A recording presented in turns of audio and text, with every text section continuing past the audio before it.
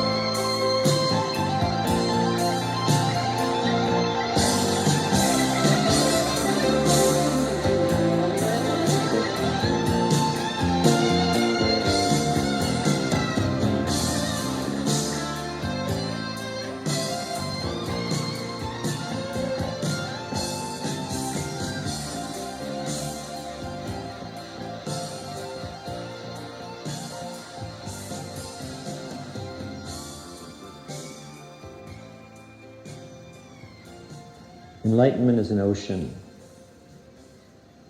of awareness that slides through the human part of us and dissolves it, and leaves us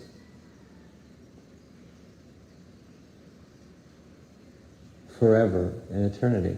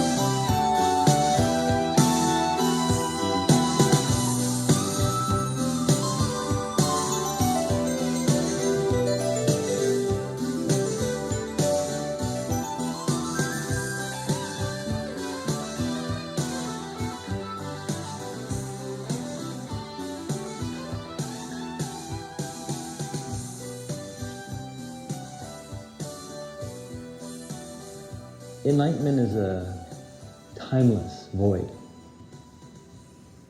It's an emptiness that's filled with the most excellent light. That light is suffused through every part of your being. It is your being. There's no sense of separation between yourself and the light. There's no self but the light. That's enlightenment. Timeless, stillness, perfection.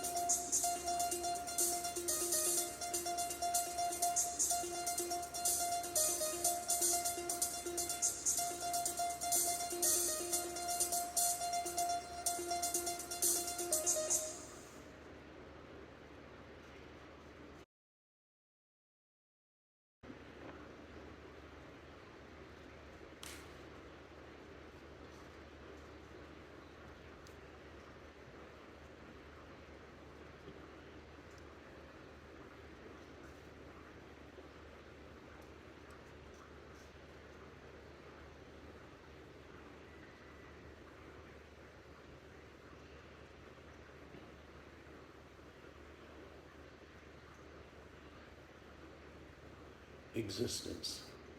Who are you? You exist. But where do you exist?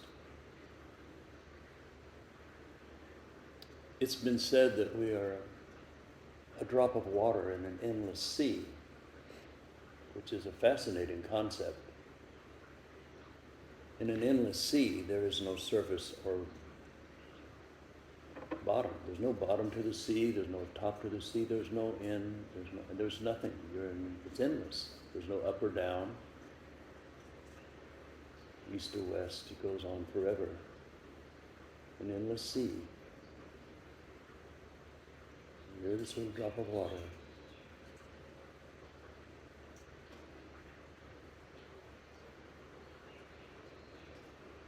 Beyond all of your imaginations, beyond all of your experiences, beyond this world, beyond all worlds, this vastness exists.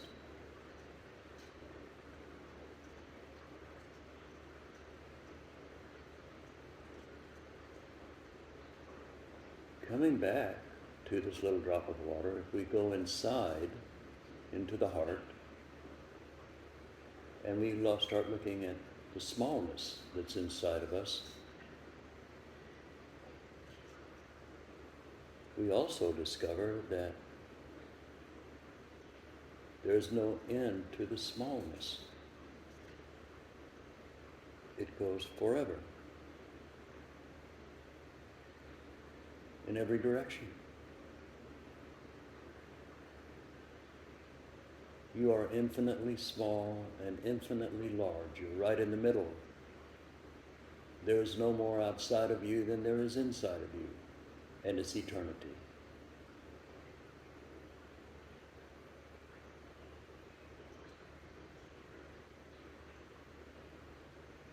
And inside this eternity, you create a reality.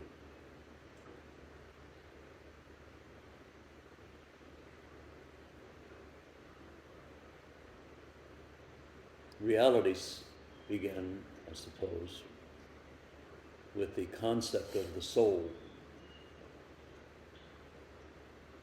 The soul comes from the infinite. It's always existed.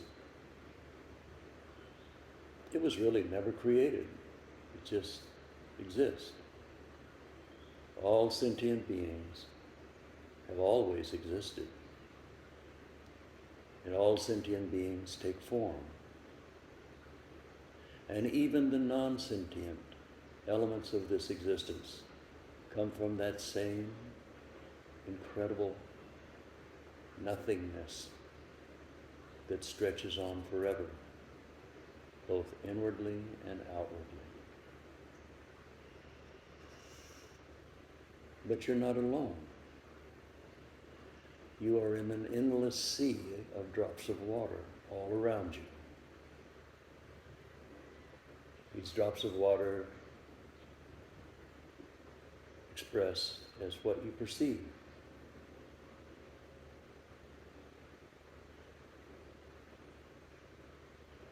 You create your own reality. But you don't do it alone because you are surrounded by drops of water. Each of them, their own infinite existence. Your parents, your friends, your lovers, your enemies, those who love you and have tried to help you, and those who have done everything they could to destroy you or destroy others, are not separate from this sea. There is no separation from the sea. There is just one ocean that stretches on throughout eternity. And self-realization is when you realize that the self that you think you are is just a manifestation of that. That eternal self that's within you that has always existed, going through endless permeations of creation. You are indeed in the image and likeness of the Creator. You are endless, you are boundless, you are without any sense of limitation, except that you place upon yourself, or that you allow yourself to buy into. We come into this life clean. We have no language, we have nothing. I remember my birth. Things were kind of foggy. I remember being held upside down by the doctor and feeling the pain, his slap, the spontaneous cry. I was going to cry anyway, but he helped it along. But nothing was in focus. It took a while for my eyes to focus. I heard, I felt, but there was no discrimination. I did not know. I was just here in this existence of limitation. An endless limitation. How fascinating.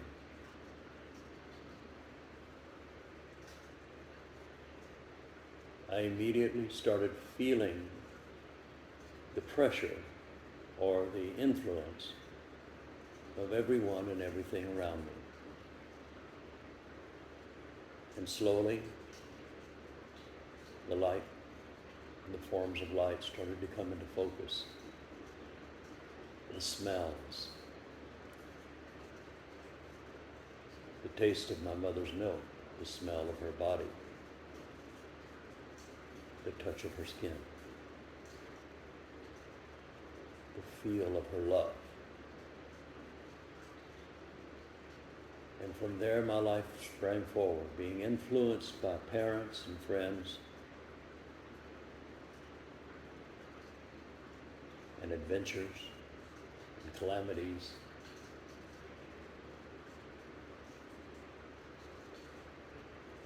And then around the age of 5, I went to church with my mother, as always, and I was drawn to come down to the altar to give my heart to Jesus. 5 years old, that's the only thing. I went down and gave my heart to Jesus, and suddenly I was transported into the divine.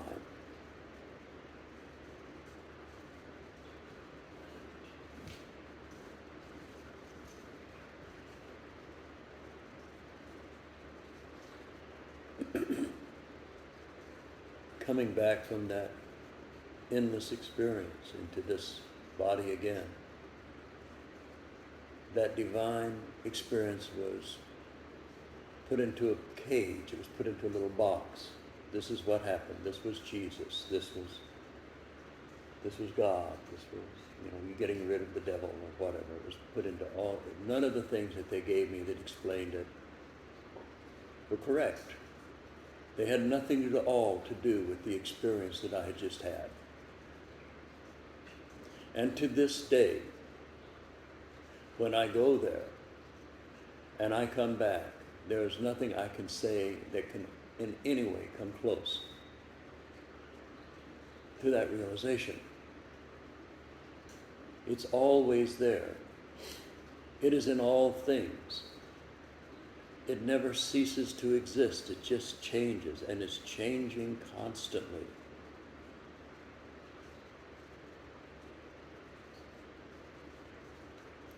There has been described the Godhead, Brahma, Vishnu, and Shiva. Brahma is that existence that's beyond this plane. It is this plane. It is everything in this plane. But beyond this plane, it exists. But this plane itself of existence, we call Vishnu. The dance of Leela, the dance of existence. We take that eternal, endless love and we run it through this wheel of existence, creating all of these different experiences.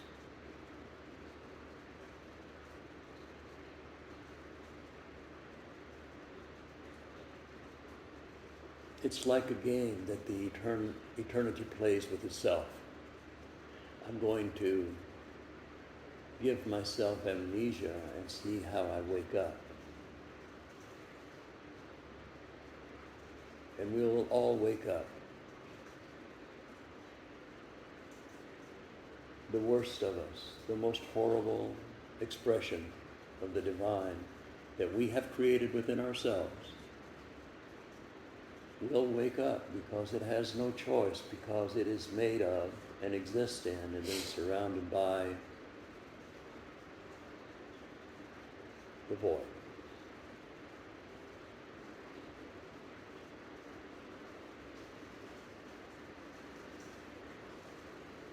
It's not just one dimensions, or two dimensions, or three dimensions.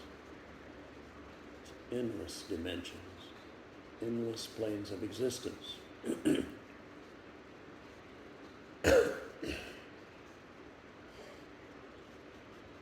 here we sit in this room, listening to the rain in this beautiful island.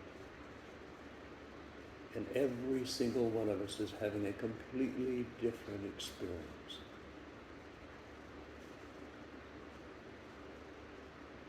That's the beauty of this ocean. That's the beauty of these drops of water that surround us. Everything is alive. Everything is in transition. Even the most solid objects will one day decay into its own element. And at one point in the distant future on this plane, all elements will themselves disappear, to be reconfigured.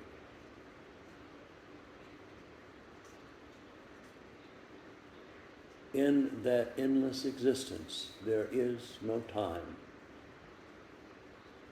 All sentient beings, all ascended masters, gods, goddesses, God itself, no matter what form that we choose to make it, is in this existence, but this existence is not confined by that. Enlightenment is beyond all the gods and God itself. You are enlightened.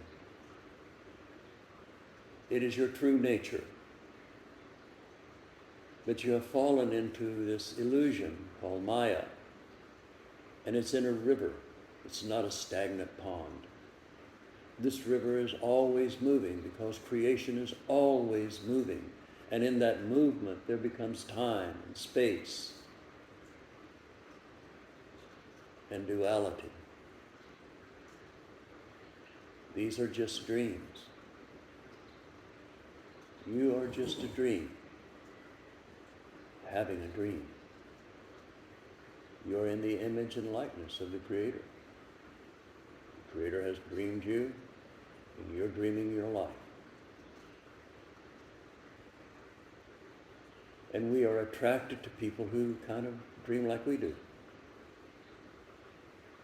And that creates great duality and tribalism. But when you move beyond that duality into the oneness, you see the divine being manifest in everyone and everything. Some ways, the people of very high intention, whether it be a priest who spends his whole life doing some sort of a ceremony, or the bum on the street is trying to get enough money for a little bit of food, a place to sleep. To those who are violent not only to others, but violent to themselves, To people who are so caught up in duality that they think they can take from others and there not be a consequence. Where do you fit in this ocean? Are you surrounded by beautiful things and high vibe people and places and beauty? It's easy when you're in a beautiful place like this, surrounded by such lovely people, to see the highest and best in each one of us. The test comes when you go out and you see the world with its wars and pandemics and famines, political upheaval, and religious suppression. Can you still maintain that? Can you maintain your oneness in the midst of duality? That's the test. I guess we're kind of in an advanced form of Dungeons and Dragons, the game where you create a character and play a little role. How are you existing in this current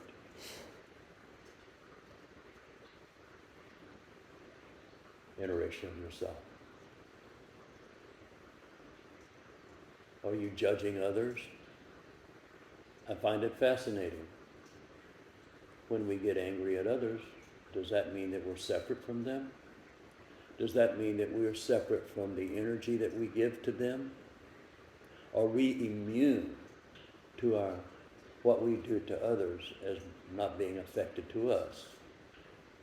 Is it possible to steal from somebody and not pay a price in the infinite eternity expressing itself?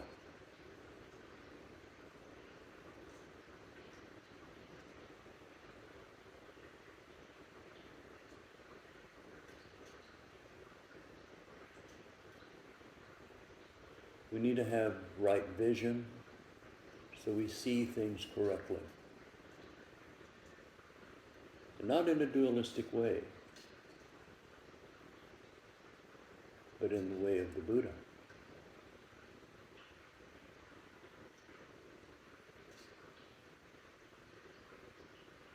We need to watch our speech. Our speech comes from the heart, through the intent, and out the mouth. Every word that comes out of your mouth is either a blessing or a curse. Are you cursing yourself? Are you cursing others? And I'm not talking about, oh, I love you so much, and underneath you don't. No, I'm talking of sincerity, a true sense of caring. Are you dealing with the universe as one, and as you deal with it as being a one incredible creative medium of petri dish, of beauty?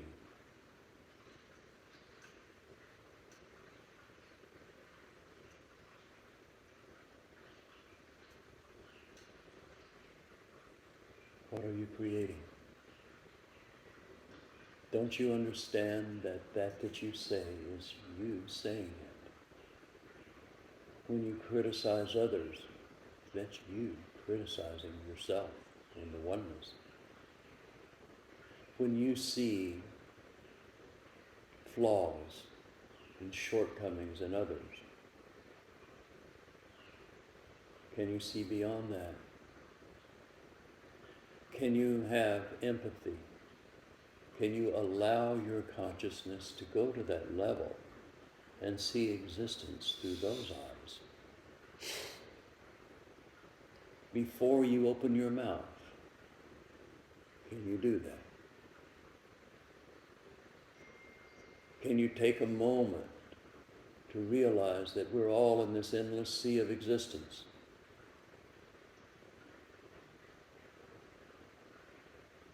And when someone misbehaves, acts out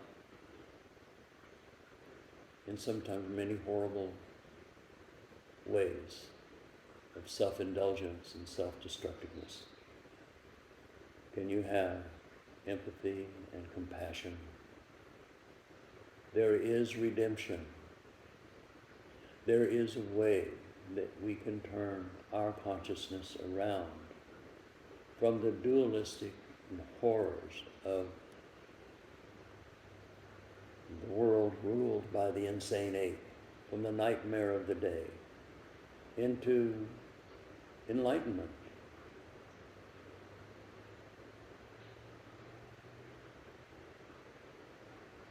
Aligning yourself with eternity. And when you see others, you don't see them, you just see eternity.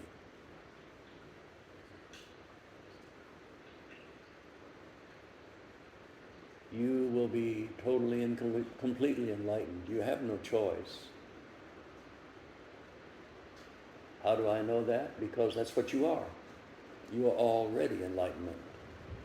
Enlightenment exists in you, in all things. In the rain and in the wind and in the fire and in the earth, inside of you.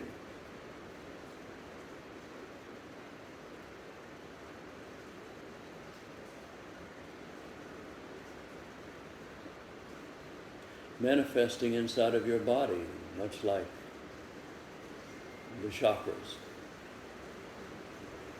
The chakras don't exist outside of the body, you know that.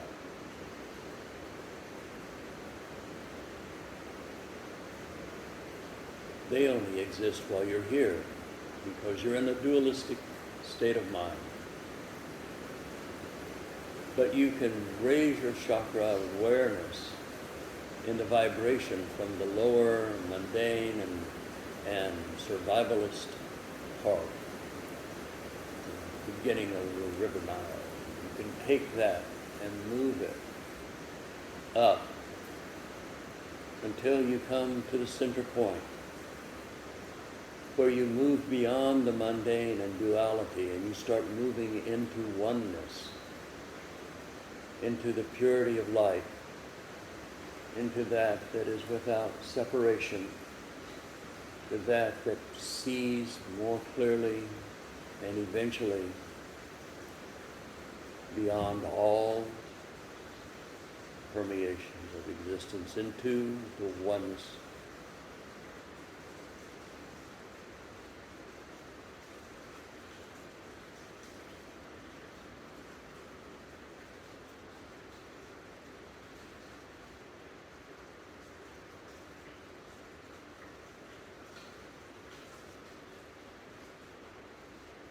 And then, because you have a soul that is hooked into the root chakra, you bring that divine presence, that undefined purity into your body, starting with the crown to the third eye. As the light slowly fills your body. And you start running into those issues that have kept you from knowing that in the first place. There is a tantric maneuver. Tantra is a reconciliation of opposites. It is the final yoga with Jnana Yoga.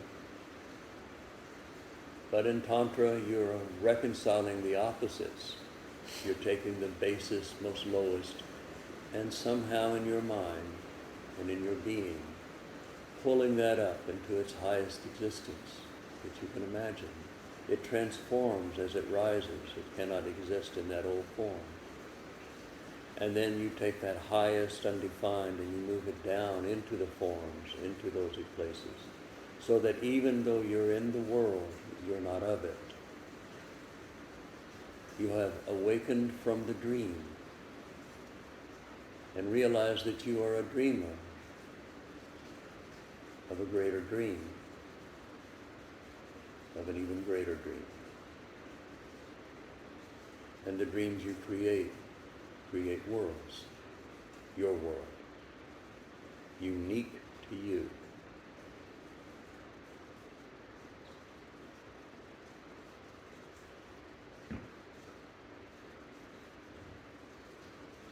Seek to free yourself. Meditate. Find that stillness. But that's not enough to find the stillness. You've got to find eternity in all things. And you can't do it with your mind. It's too limited. You must do it with your intention and your will. Focused upon eternity, letting everything go, surrendering all things, holding on to nothing, holding on to no thing, until you become no thing.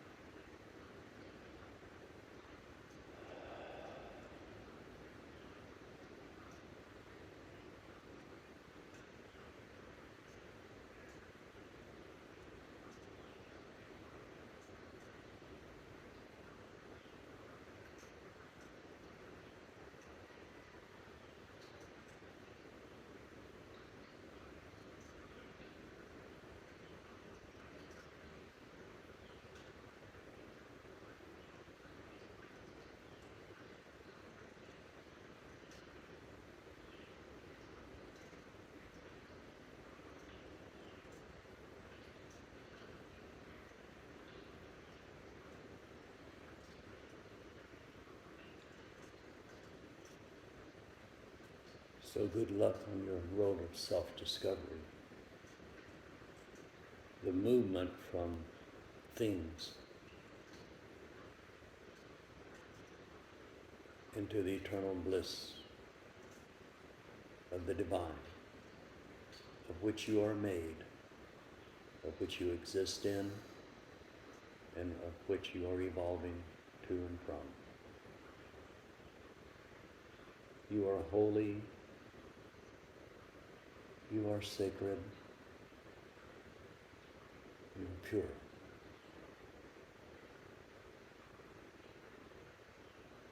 Realize that. Don't try to change others. If you change yourself, if you become free, those drops of water that are around you will feel that. And they will be influenced. Just like everything and everyone influences you and impacts you every way and every day, you also impact everyone and everything in every way.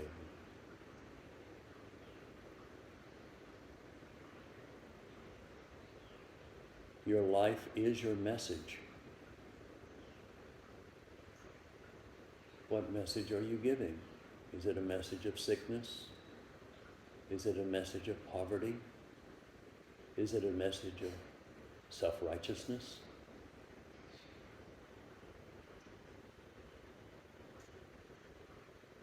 Or is it a message of love and compassion, of empathy,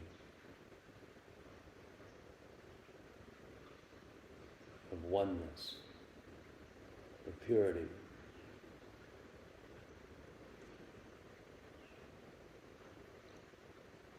Are you realizing the oneness of all? Or are you trying to reshuffle the chaos? Remove the chaos within yourself, and that chaos around you has no choice but to be affected by that. Get rid of the sickness inside of yourself, and other people will become healed around you. Get rid of your anger, and people will feel the love. You are a drop of water in an endless sea, infinitely large, infinitely small. There are no edges to the universe. There's no edges to you. The center of the universe is inside your very heart. It can be nowhere else. It stretches for eternity in every direction, in every plane of existence.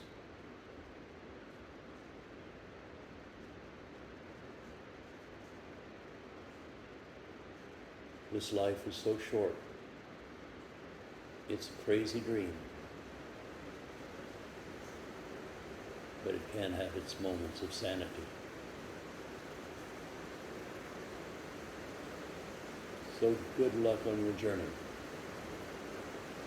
Seek the divine in all things, and especially in others, but most importantly, discover it within yourself first.